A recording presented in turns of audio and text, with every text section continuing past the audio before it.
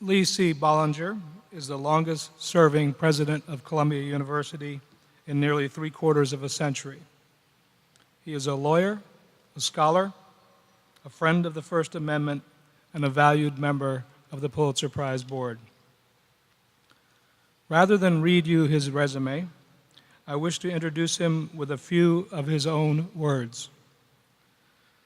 The night of the 2016 election is still fresh in all our minds. It fell to President Bollinger to help the Columbia community process the election results and keep moving forward. Here is an excerpt from the message he sent the next day to all of us here at the university. I am writing because of concerns for our community arising out of yesterday's national election. Certainly not in my lifetime has there been a choice that is embraced by so many while also causing feelings of apprehension and vulnerability among so many others. There are three primary challenges for the country and our community. The first is that those in distress have the right opportunities to raise and discuss whatever anxieties they are feeling now. I will be personally engaged in this dialogue.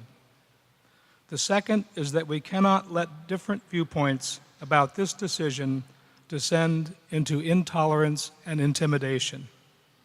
This requires strong intellectual character on all our parts. The third point is that we all have to make sure we are able to continue on with the work of scholarship and teaching, which is not only our central mission, but ultimately the best answer to overcoming divisions. In these moments, we must turn to our fundamental values, among them a commitment to freedom of thought and expression, dedication to tolerance and reason, respect for diversity and differing points of view, and a determination to do what we do with the utmost integrity and courage. Ladies and gentlemen, I give you President Lee Bollinger, who will present the 2017 Pulitzer Prizes.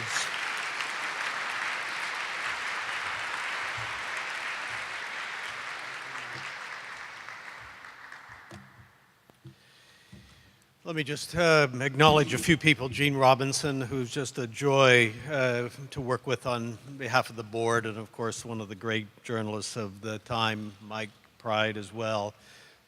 Quiet, but in the words that he's spoken today, we've already felt so much and learned so much, Mike, from you. Steve Cole, who leads the greatest journalism school in the world. Carol Becker, Dean of the School of the Arts, that also has brought the School of the Arts to be the best in the world, has a new building in the new campus that we have in West Harlem called Manhattanville. Sig Gisler, whom I worked with and spent time with for so many years, a wonderful administrator, and Seymour Topping as well. Members of the Pulitzer family, Michael Pulitzer, Catherine Moore, and all of the other current former members of the board. Just a very brief statement, we'll get on to the awarding of the prizes. One of the oddities of life is that the bleaker the world becomes, the less people seem to care about what is true, what is false, or to accept the constraints and the benefits of reason, or to provide coherent explanations for what you are deciding or are doing, or to subscribe and internalize the intellectual and emotional principles of civilized thought, or to embrace the spirit of tolerance that in the end holds us together, holds everything we value in life together amidst a world that is inevitably and happily made up of differences. The bleaker the world becomes, the more we admire and value and realize that we should never take for granted the examples of individuals and institutions of extraordinary integrity on all of these counts, like the Pulitzer Prizes and its awardees. When the Western world was plunged into the depths of depravity in the First World War, many looked for ways once again to help us aspire even more than before towards the best of human achievements. Here at Columbia, the famous core curriculum was invented, with every student brought together in small classes, led and nurtured by a professor who was not an expert in the field, reading classic texts and thinking about their implications for contemporary issues. In the nation, the first Supreme Court cases began what has become in the history of nations the deepest exploration of the meanings of the fundamental principles of freedom of speech and press embodied in the First Amendment to the Constitution. And the Pulitzer Prizes were established. I can say without any allowance for the fact that we are here today to recognize the most remarkable class of recent recipients of the prizes, that the hallowed process of this amazing institution of the Pulitzer Prizes continues to be all we would want and hope for as measured by the values that motivated its creation. Personally, I can testify that I have never been part of any group that does it better. For the Pulitzer Prizes, for us collectively, the Pulitzer Prizes are an even more shining monument at this particular moment in history. And for you, the awardees, it means that you can take even more pride in being honored by the prizes to be given at today's ceremony. Thank you, and let's now move to the joyful process of giving out the prizes. The first one is in public service. For a distinguished example of meritorious public service by a newspaper, magazine, or news site through the use of its journalistic resources, including the use of stories, editorials, cartoons, photographs, graphics, videos, databases, multimedia or interactive presentations, or other visual material, a gold medal. To the New York Daily News and ProPublica for uncovering, primarily through the work of reporter Sarah Riley, widespread use of eviction rules by the police to oust hundreds of people, most of them poor minorities. Congratulations to the New York Daily News and ProPublica. So these are the medals everything.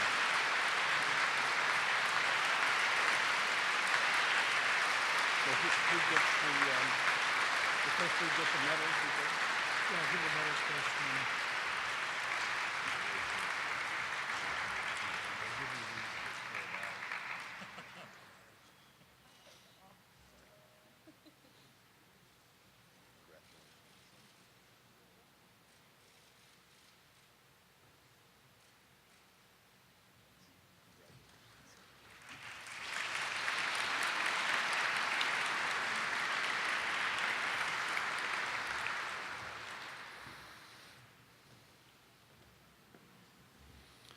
The Pulitzer Prize in Journalism for Breaking News Reporting. For a distinguished example of local reporting of breaking news that, as quickly as possible, captures events accurately as they occur and as time passes, illuminates, provides context, and expands upon the initial coverage, the staff of the East Bay Times, Oakland, California, for relentless coverage of, quote, the ghost ship fire, which killed 36 people at a warehouse party, and for reporting after the tragedy that exposed the city's failure to take actions that might have prevented it. Congratulations to the East Bay Times of Oakland, California.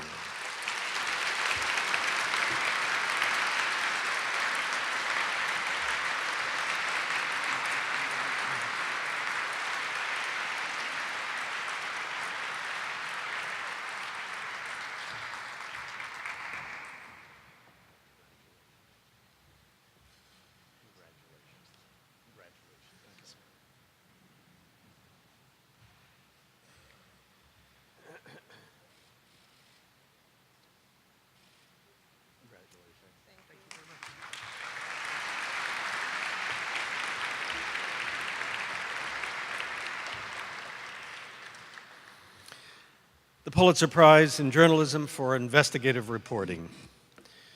For a distinguished example of investigative reporting using any available journalistic tool, Eric Eyre of the Charleston Gazette-Mail in Charleston, West Virginia, for courageous reporting performed in the face of powerful opposition to expose the flood of opioids flowing into depressed West Virginia counties with the highest overdose rate, death rates in the country. Congratulations to Eric Eyre.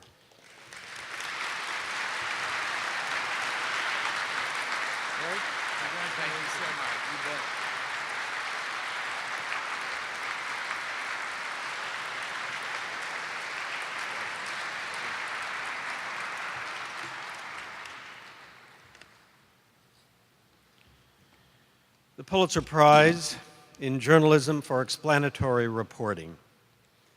For a distinguished example of explanatory reporting that illuminates a significant and complex subject, demonstrating mastery of the subject, lucid writing, and clear presentation using any available journalistic tool, the award goes to the International Consortium of Investigative Journalists, McClatchy and the Miami Herald, for the Panama Papers.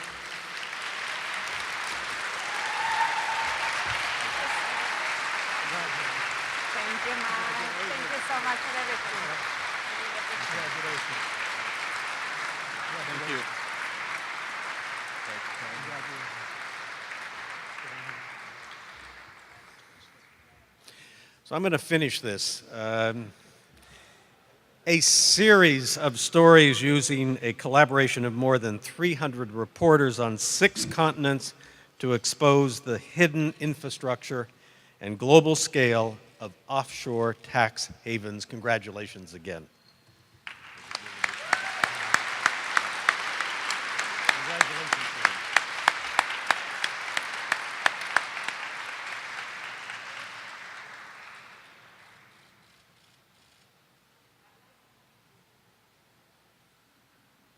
Great work. Congratulations.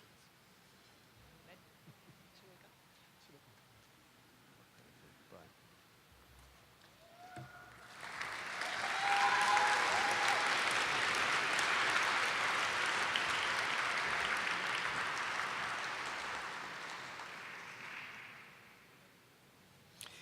The Pulitzer Prize in Journalism for Local Reporting. For a distinguished example of reporting on significant issues of local concern, demonstrating originality and community expertise using any available journalistic tool, the award goes to the staff of the Salt Lake Tribune for a string of vivid reports revealing the perverse, punitive, and cruel treatment given to sexual assault victims at Brigham Young University, one of Utah's most powerful institutions. Congratulations to the staff of the Salt Lake Tribune.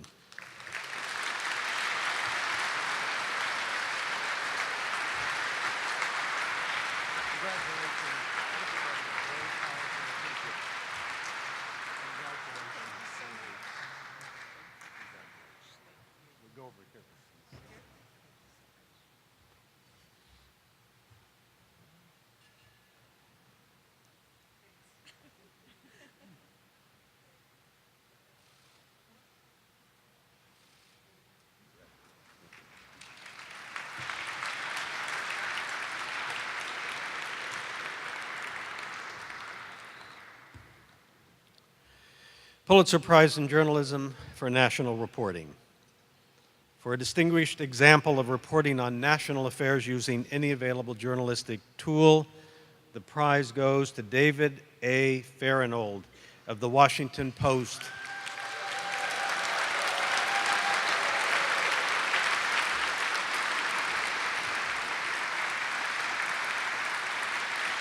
Thank you.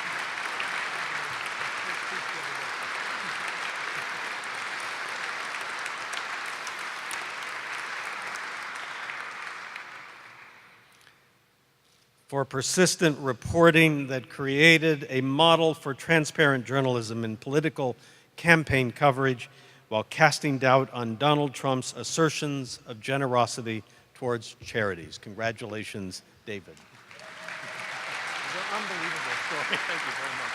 The beginning is just stunning.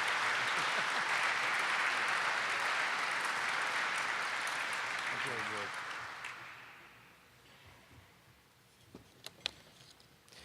The Pulitzer Prize in Journalism for International Reporting. For a distinguished example of reporting on international affairs using any available journalistic tool, the prize goes to the staff of the New York Times for agenda-setting reporting on Vladimir Putin's efforts to project Russia's power abroad, revealing techniques that included assassination, online harassment, and planting of incriminating evidence on opponents. Congratulations to the New York Times.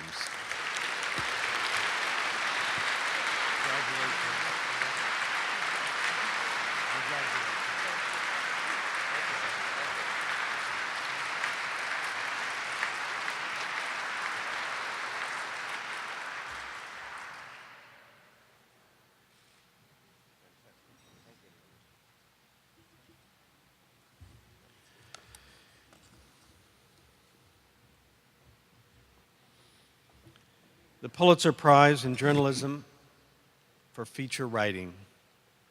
For distinguished feature writing, giving prime consideration to quality of writing, originality, and concision, using any available journalistic tool. The prize goes to C.J. Chivers of the New York Times,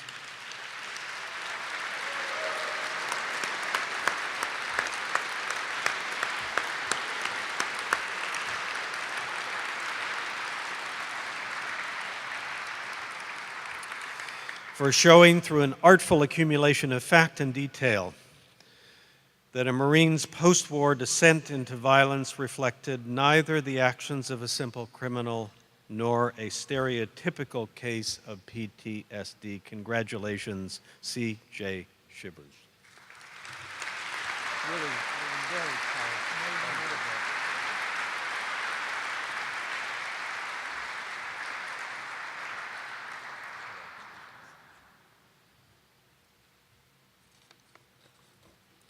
The Pulitzer Prize in Journalism for Distinguished Commentary.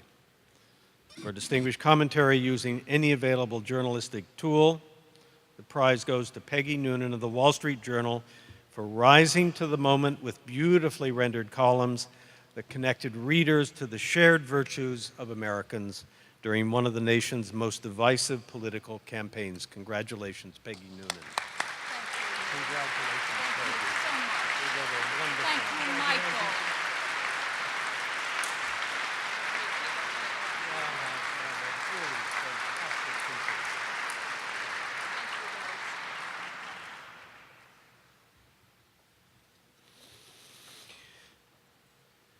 The Pulitzer Prize in Journalism for Distinguished Criticism. For distinguished criticism using any available journalistic tool, the prize is awarded to Hilton Als of The New Yorker for bold and original reviews that strove to put stage dramas within a real-world cultural context, particularly the shifting landscape of gender, sexuality, and race. Congratulations, Hilton Als.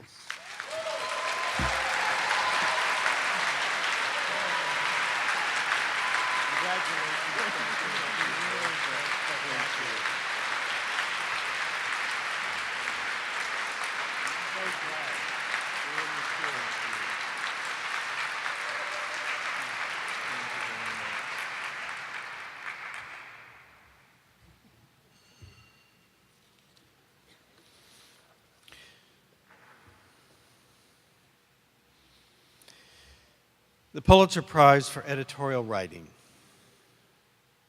For distinguished editorial writing, the test of excellence being clearness of style, moral purpose, sound reasoning, and power to influence public opinion in what the writer conceives to be the right direction using any available journalistic tool, the prize goes to Art Cullen of the Storm Lake Times, Storm Lake, Iowa, for editorials fueled by tenacious reporting, impressive expertise, and engaging writing that successfully challenged powerful corporate agricultural interests in Iowa. Congratulations, Art Cullen.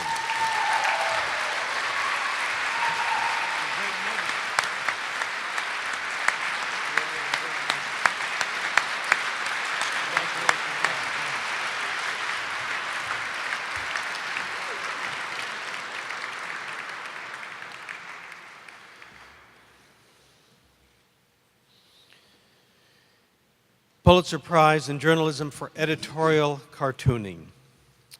For a distinguished cartoon or portfolio of cartoons characterized by originality, editorial effectiveness, quality of drawing, and pictorial effect, published as a still drawing, animation, or both.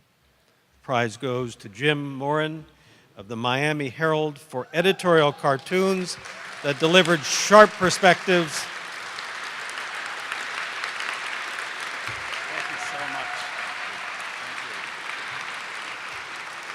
I have to read the final part. That delivered sharp perspectives through flawless artistry, biting prose, and crisp wit. Congratulations, Jim Morin. This is great. Thank you so much.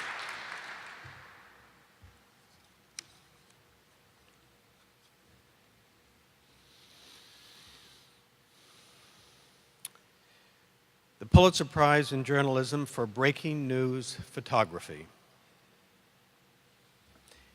For a distinguished example of breaking news photography in black and white or color, which may consist of photograph or photographs. Daniel Berhuhilak, freelance photographer, for powerful storytelling through images published in the New York Times, showing the callous disregard for human life in the Philippines brought about by a government assault on drug dealers and users. Congratulations to Daniel.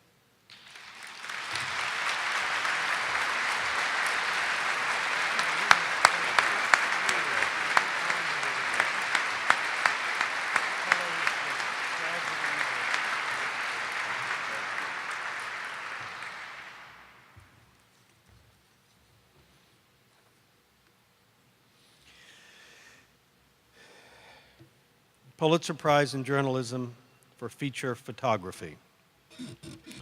For a distinguished example of feature photography in black and white or color, which may consist of a photograph or photographs. E. Jason Wamsgans of the Chicago Tribune for a superb portrayal of a 10-year-old boy and his mother striving to put a boy's life back together after he survived a shooting in Chicago. Congratulations to James Wamsgans.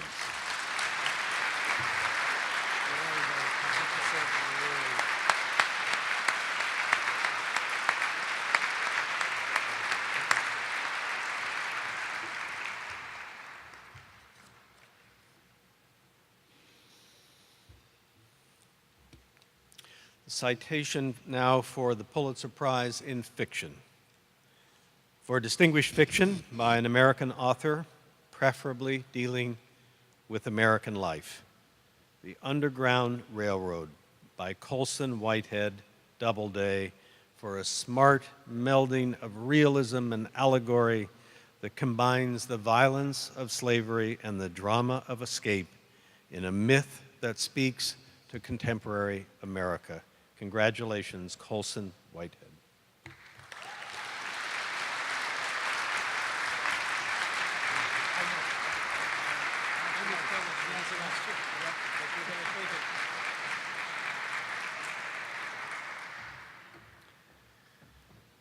Accepted by William Thomas on behalf of Colson Whitehead. The Pulitzer Prize in Drama. For a distinguished play by an American author, preferably original in its source and dealing with American life, the prize goes to the play Sweat by Lynn Nottage for a nuanced yet powerful drama that reminds audiences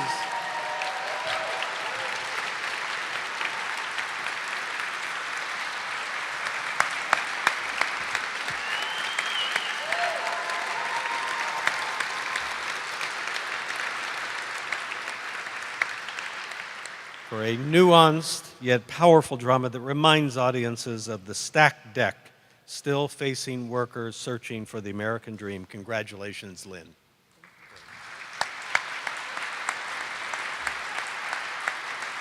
I'm so happy you're part of that. That's really good.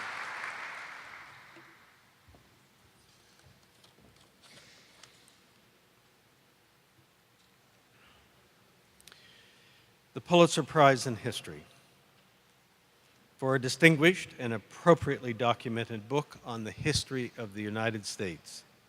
The prize goes to the book Blood in the Water, The Attica Prison Uprising of 1971 and Its Legacy by Heather Ann Thompson for a narrative history that sets high standards for scholarly judgment and tenacity of inquiry in seeking the truth about the 1971 Attica prison riots. Congratulations to Heather Ann Thompson.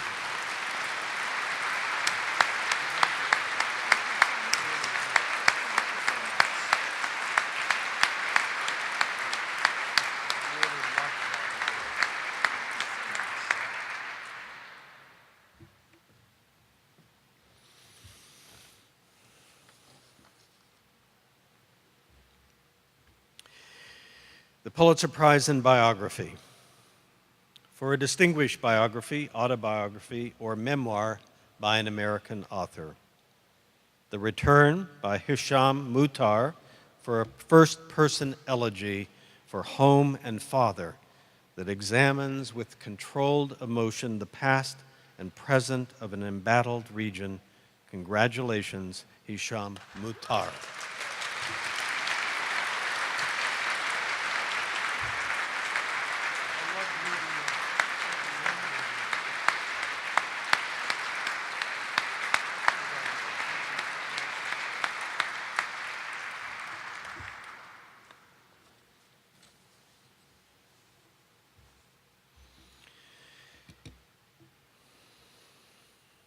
The Pulitzer Prize in Poetry for a distinguished volume of original verse by an American author. The prize goes to Olio by Tiamba Jess for a distinctive work that melds performance art with the deeper art of poetry to explore collective memory and challenge contemporary notions of race and identity. Congratulations to Tiamba Jess.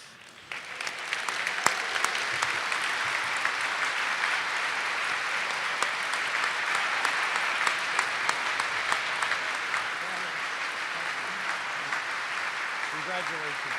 Thank you very much. Wonderful. That's okay. You're right here.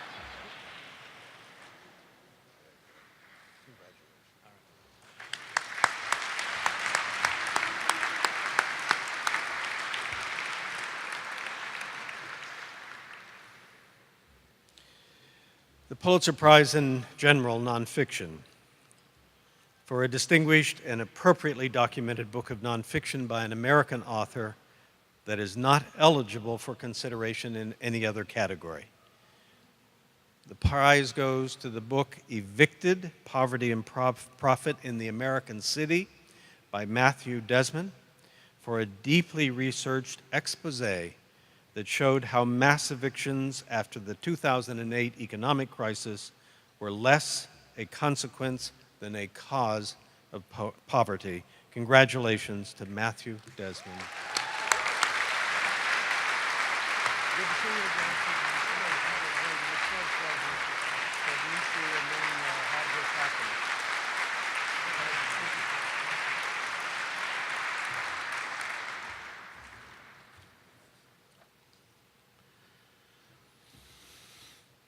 And the last prize is the Pulitzer Prize in Music for a distinguished musical composition by an American that has had its first performance or recording in the United States during the year. The prize goes to the work Angel's Bone by Du Yun, premiered on January 6, 2016 at the Prototype Festival 3LD Arts and Technology Center, New York City, for a bold operatic work that integrates vocal and instrumental elements in a wide range of styles into a harrowing allegory for human trafficking in the modern world. The libretto was by Royce Vavrick. Congratulations, Du Young.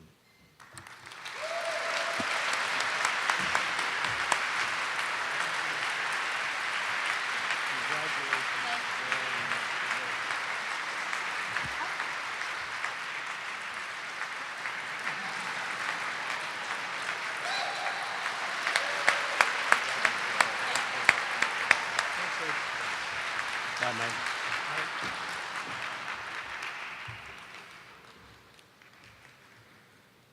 This concludes the Pulitzer Prize lunch. We would like all the winners of the Pulitzer Prizes to come up here for a group photograph. Unfortunately, the weather isn't cooperating, or we do it on the steps outside, but we're going to do it here and now. Thank you all very much for being here.